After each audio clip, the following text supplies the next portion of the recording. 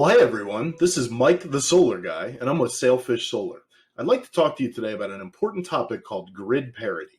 We're thrilled that you want to learn about it, so let's dive right in and get started.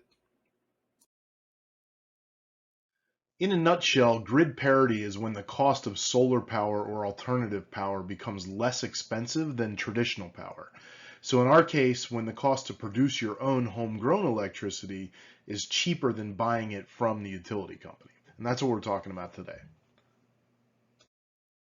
So this chart really is the thrust of what grid parity is all about. As we can see, the cost of solar power has come down over the years, and the cost of buying power from the utility company has gone up over the years and will continue to go up. And so once this cross takes place, this is usually where utility scale projects start to take place, those big farms that you see on the side of the road. And then as you get a few years down the road, this is when residential projects really start to take place. So we call this point here, this cross, the golden cross. It's a terminology we borrowed from the stock market, and it basically means when two indicator lines cross each other, it's usually an indicator of a big rally that's about to take place. And so we believe, and we know for a fact from historically speaking from many other states in the country, that this is where the market in Florida is really about to start to grow. And in the case of owning solar, this cross marks the point where kind of this wholesale shift to distributed rooftop solar, just like it has done in so many other states, really starts to happen here. Because again, the cost of electricity the cost of solar power has really kind of leveled out, and the cost of electricity from the grid is only going in one direction, which is up. And so this is the beginning of the solar market in Florida, and this really is the time that the investment in solar power really starts to make a lot of sense. This chart really illustrates what happens when grid parity does play out in a state.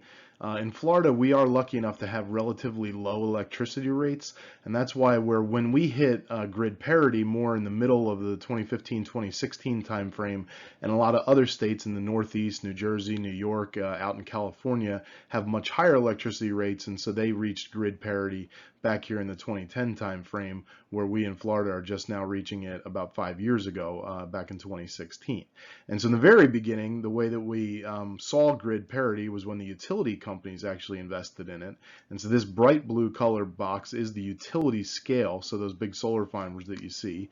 And what we want to see though is more of this. This dark blue box is the residential, and that's the rooftop solar market.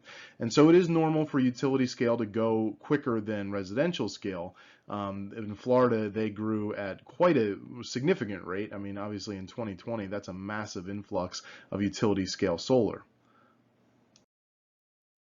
But one of the important points that we want to remember, especially in Florida, although utility scale solar is great, the picture on the left here, don't forget that you as a ratepayer have to pay in order to put this solar farm in, and then you as a ratepayer have to pay for the electricity that this solar farm produces. So obviously we commend the utilities for putting in more solar and lessening our dependence on fossil fuels and on a main source of natural gas pipeline. But we also think that rooftop solar, when you can actually own the solar system yourself, put it on your own roof, is ultimately going to be more beneficial, because in this scenario you have a flat level cost, and in this scenario you're actually paying the utility company for the distribution of the power that they create under utility scale solar farms. And so again, although this utility scale solar is commendable, don't forget, this is the market that we want to see grow right here, the residential rooftop market. At the end of the day, this is the power that you pay for and then end up buying.